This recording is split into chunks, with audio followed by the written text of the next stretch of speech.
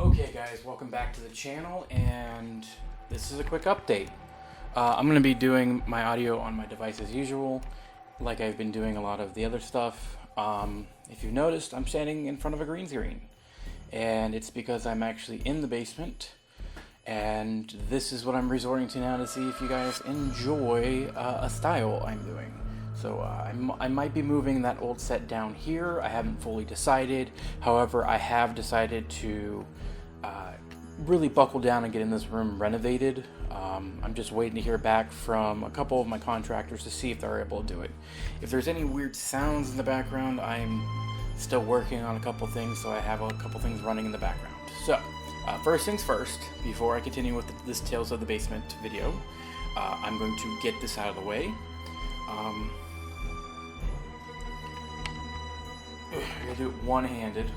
We updated the Smokey the Bear model. Let's see if I get it on camera. Come on, there's no autofocus. It just keeps locking on my face. However, you can tell he has a fire axe now. He's got a belt buckle, but on this model, it didn't print out properly. And then I kept the hat, but I changed the hat out for a different hat. This is just the first print of it. I do plan on making more, but as of right now, I'm just trying to get into the swing of things and actually being able to learn how to make 3D models in like Blender or something to actually do 3D printing. The other thing is the giveaway for Frost Maiden. If you guys remember, this is the bad one I was talking about. And then this one is our bad owlbear, his one-armed fully print.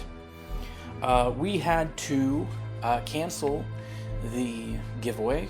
Not only did we have not enough people jumping in on it, but also it's not on the open gaming license for me to be giving out the Frost Maiden. So, for legal reasons, I cannot give out the Frost Maiden. So, the other thing I am doing is I'm doing probably a special holiday package coming up. I gotta talk with a couple YouTubers and see if we can make a care package giveaway. Because I wouldn't mind making a couple minis and throwing them in the box, or throwing some Hero Forge gift cards into a box for some players or DMs. But today we're going to discuss the holiday game I did, the Halloween Murder House. I did announce that I was going to be doing Death House, but unfortunately, when I was doing this on the stream last night, it was bothering me. So I'm just going to say everybody's legal name and just get sued for it. I don't care. Nobody watches the channel. Will, who has been DMing Horde of the Dragon Queen, wanted me to back up DM for the Halloween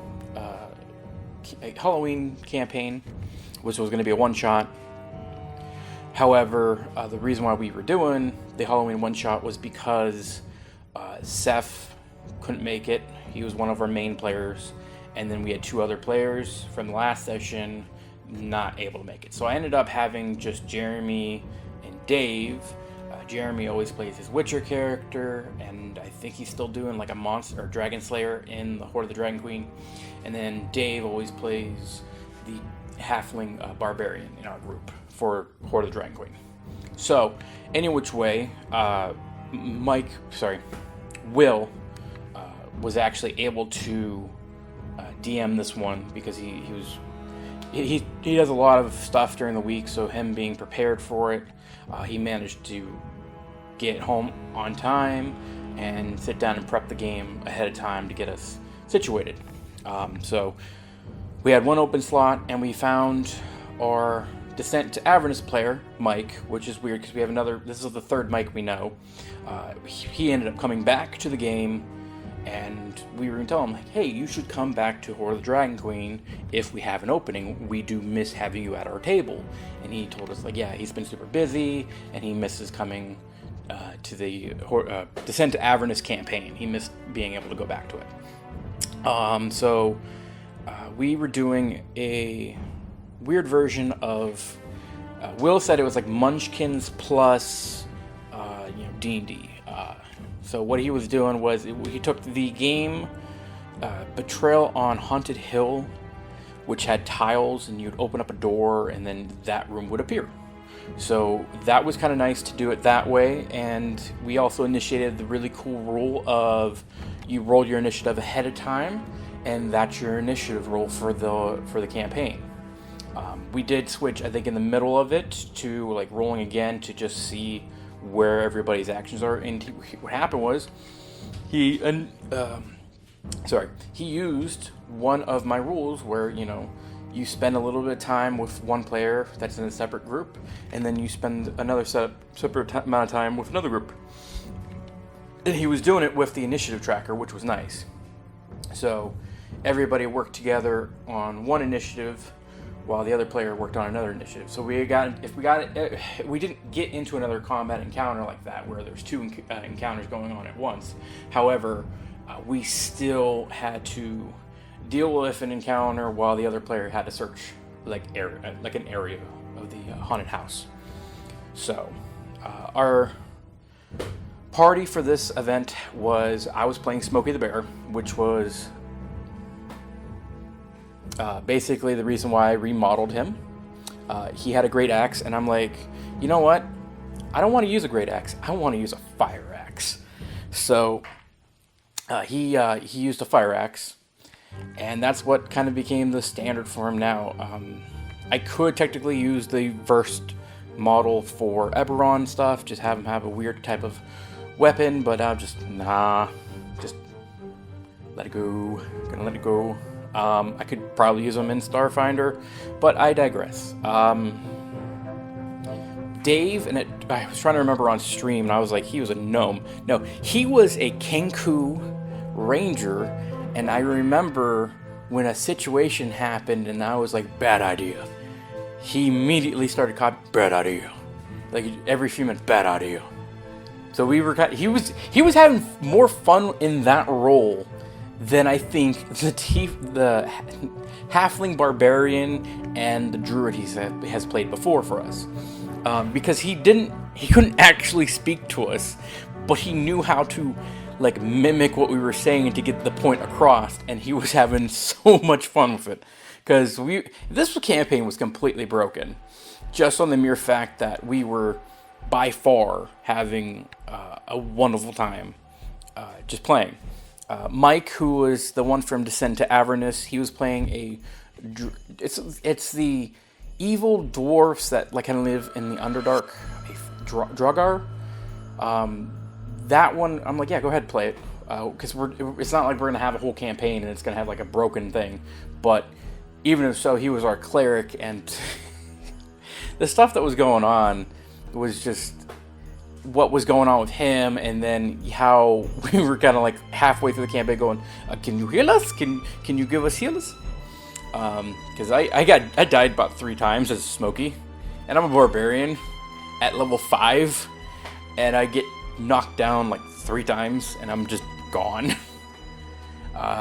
But luckily everybody was able to spare the dying and bring me back up, or just healing word, bring me back up, just find a way to get me back to stable so I'm not officially dead in this house. Any which way, back to the other characters, I finally got Jeremy to finally play something else besides a Witcher Ranger. He ended up playing a Bard. He was going to play a Cobalt Bard, but then he switched over to Tabaxi, so now he's got a Tabaxi Bard that he actually enjoys. And then what else was there? Drugger, Kenku, Smokey. Yeah, there's 4 of us. So we were basically traveling as a group, as we usually do. And what ended up happening was we came to town, and the town was like, "Oh, yay, adventurers! We could use you. We're looking for a missing girl who went up to this creepy manor up on top of this hill, and we could really use your help trying to find her and find blah blah blah." Like, just traditional, like get up there. So we take on the role, and this whole town's like having a festival and stuff. So we're not really concerned about that. We go up to the haunted house on the hill, and we go inside.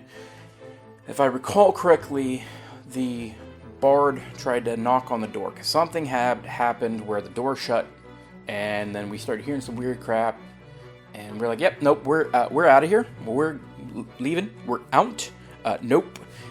He ended up, I think, smacking the door or something. I think he had a spear, and he ended up getting blasted back into the staircase. So, this is the part of the story where we kind of split up a bit. It was me, the Tabaxi, and the Kenku. Saved me some time. And then the cleric went on his own separate path. He had opened, so if I'm standing in the doorway, the door to the left and the door to the right, he opens the door on the left and immediately goes down a chute and like plummets and lands in the basement.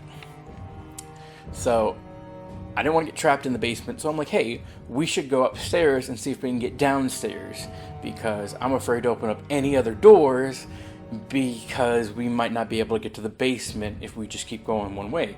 If this house is haunted, we'd probably have to go up to go down. Logic. We ended up going upstairs, and we open up one of the doors, and it has, I think it was like 4 or 5 skeletons and 1 wraith. It's not the word wraith, it's the other type of word wraith. It's basically a skeleton knight. This was probably the dumbest thing that we had ever encountered, because I didn't think it was that bad, but we got pretty dinged up. I forget how many times I died at that moment. No, I died by a mimic when we get to that point. But the cleric in this time opens up 2 doors in the basement. He finds like a kitchen area. It doesn't really go in, because you can open the door and peek in. You don't have to go into the room. But then also at the same time, he opens up a door. Some weird hackling creature appears like electricity and then vanishes. And there's a charred body on a stretcher in this medical room. Yeah, no. No, he waited. And only thing he could do was he rolled a high enough perception to hear him from the basement screaming up to us, and then the Kenku relaying that back to us. There seemed to be some crazy... he was doing like a Russian accent too. He's like, there seems to be something crazy going on down here. And then the Kenku would be like, it seems to be something crazy going on down here. And we're like, we're kind of busy up here. Boink! I'm down. And then he'd be like, we're kind of busy down here. And the player was like, what the fuck?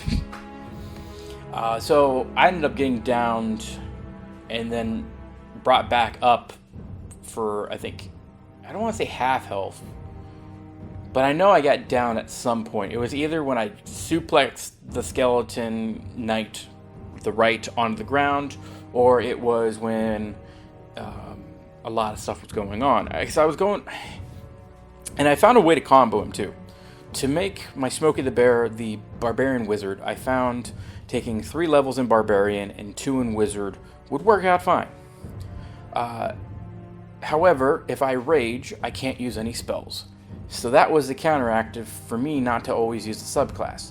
But if I didn't want to rage constantly, I could always cast spells. And the one spell I found very useful, whether it was legal or not legal, was Booming Blade. Booming Blade was kind of a weird spell, because we were sitting there reading it over and over, and we didn't know how it worked. So what we did was, you had to announce when you were rolling that you were going to use that spell. You rolled a hit. If it hit, the spell kicked off at the same time. So it would basically be, I'm going to be hitting you with the Great Axe with Booming Blade.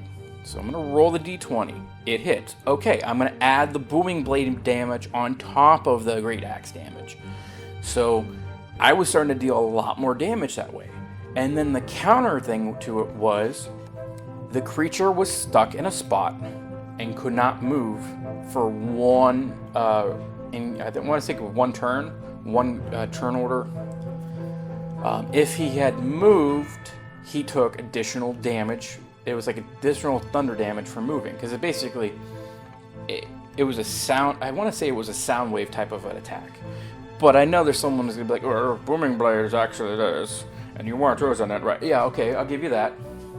So what ended up happening was was I started using my great axe as a basically Mjolnir and just started boom, boom, just getting through creatures in this murder house with it. It was the only way I thought possible to survive versus just hulking up constantly.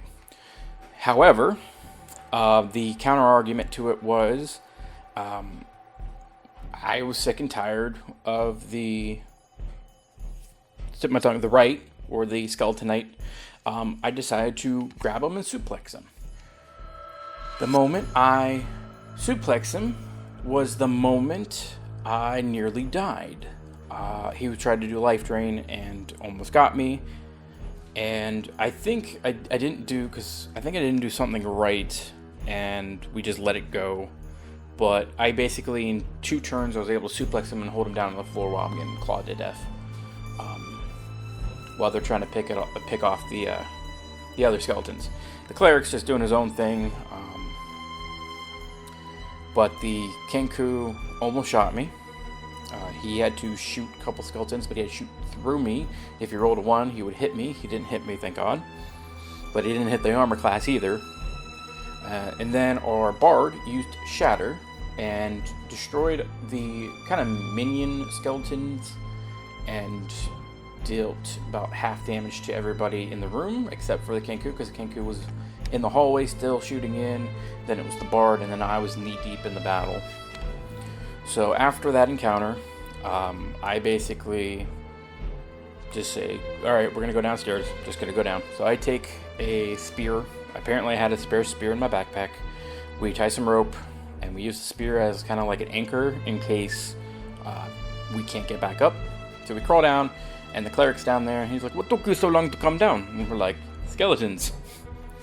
So we ended up going into the room with the charred body in it. Nothing happens, just me and the cleric. Cleric is doing a ritual now to check on this potion. Turns out to be a great healing potion, and I barely get healed from it. Like, I take the bare minimum of the great healing potion. So I'm kind of like at half health at this point after being revived and had a healing spell on top of me and a healing potion.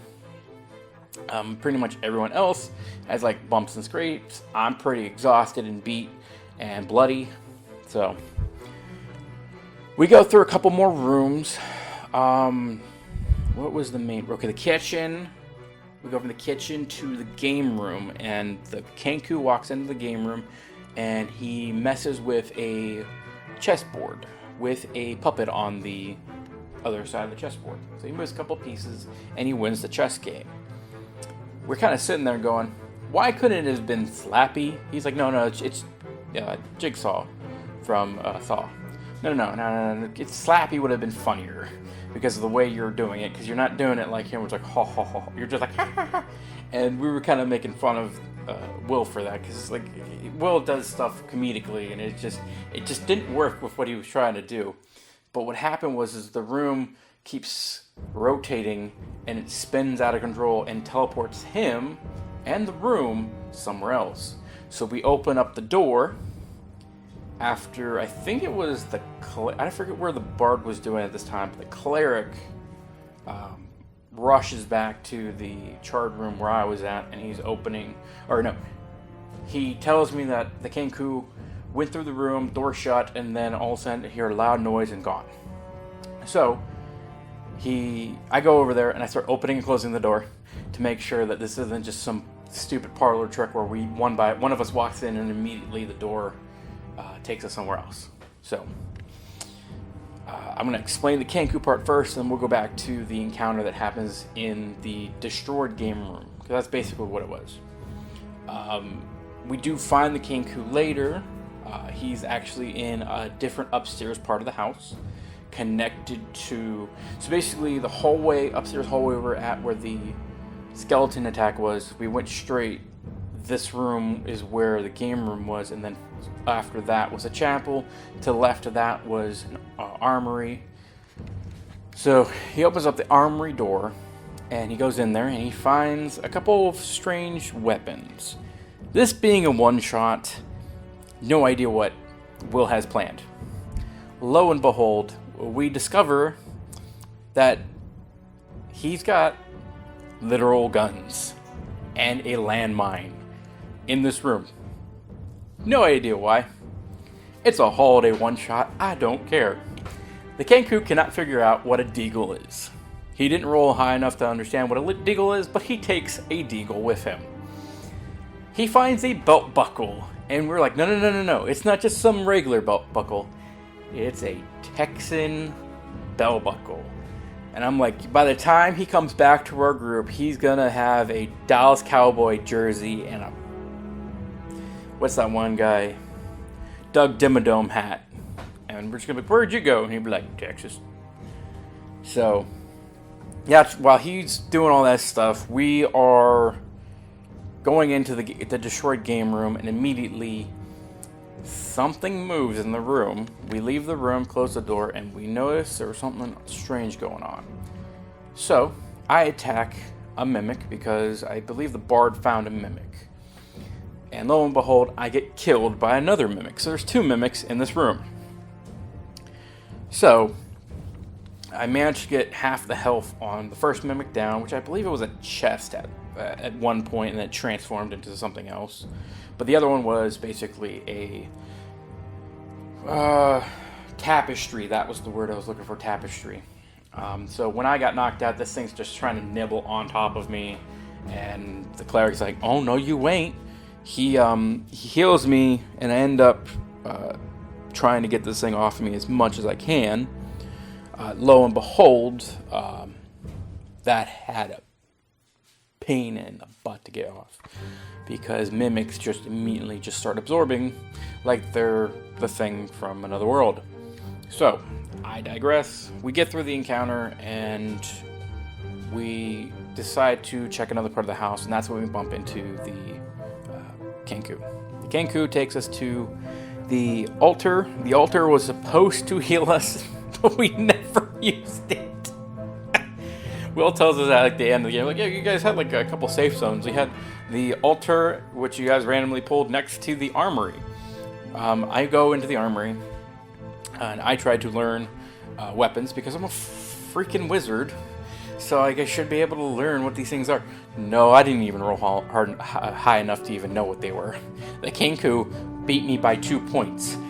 The Kenku Ranger beat a wizard by 2 points in Arcana checks, because that's what we were checking for. It was magical. However, a little metagaming aside, we didn't know what the landmine was, or the claymore. The big. We just assumed from what Will was saying, it was basically an orb of annihilation. It was just a bright sun that if you touched it, it would zap you and you were dead. No, it was literally a sea landmine, and it was live. And if you touch it, you were going to blow up half the house. But we didn't know that because he just described it in such a weird way. So the moment he was like, yeah, it's basically that, I'm like, oh, no, I'm out. So any which way, we get to we weren't able to finish this campaign, but we were putting in so much time that literally we were just going to end up dying. We ended up basically fighting Freddy Krueger, who was basically a super strong demon doppelganger creature, and he was basically transforming into I want to say a pit fiend, or just a big giant demon, and just was going to slaughter us. I couldn't hit his armor class, he couldn't hit my armor class, and we were just doing pot shots. And then the store owner was like, hey, time to wrap up, and we're like, okay, we're just gonna end it here.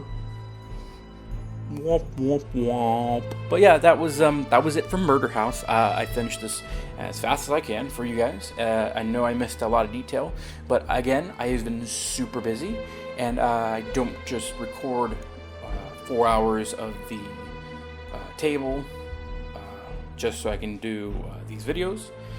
I gotta sit there and re-listen to 4 hours of that content to do a better version of this. Usually I do it immediately after the game. I'll sit through, type out notes, and then when I'm going through this, I record it. But I have been working a lot of hours. I've basically been doing about almost 40 hours a week at my new job. Still the same job, just a different store. And I've been exhausted. I've also been working on getting my first novel out the door to an agent. That has been annoying as well, because at the same time I'm adding more stuff to the book on the side so I can actually self-publish it. However, I've also been doing a Dino Island when it doesn't make me want to kill myself. I think actually tonight, after I edit this video and it's rendering in the background, I might stream me begging people to actually give me confidence to finish this damn thing. I think we have the shipyards done. I have to do a cut the second temple encounter because I just said I'm done, I'm over with it, I don't care. Just no point of having this because the puzzle for it was a nightmare. So I can't do it. I also having it's home brewery. It's home brewery and GM binder. I'm trying to find other ways to actually make this stuff. I don't want to make something like a Word document and just throw it out there. So any which way, I'm gonna wrap the video up here. I'm also working on the Crimes of Crawford Hill. I just have to get the estate. I basically have to get Act 2 and Act 3 designed, and then we're good to go. The first act is kind of set up to get all the players into Pike, the town, and then they make their way up to Crawford Hill, and then they basically are getting set up for the night, where Act 2 takes place, and then Act 3 is the morning. That's basically how it's structured. And then I have a kind of one-shot level 20 campaign in Icewind Dale, dealing with vampires, like 30 Days a Night, but I'm still working out the kinks with that. I'm going to go relax and get back to writing. Oh, and I also got to prep for the next Horde of the Dragon Queen, because I'll be DMing that one. So I'll catch you guys in the next one, and thanks for watching. Roll initiative in the next video, and click on the little goblin in the bottom right if you want to subscribe to the channel, or hit the like button. I don't even care what I'm saying anymore, but you guys enjoy the next video.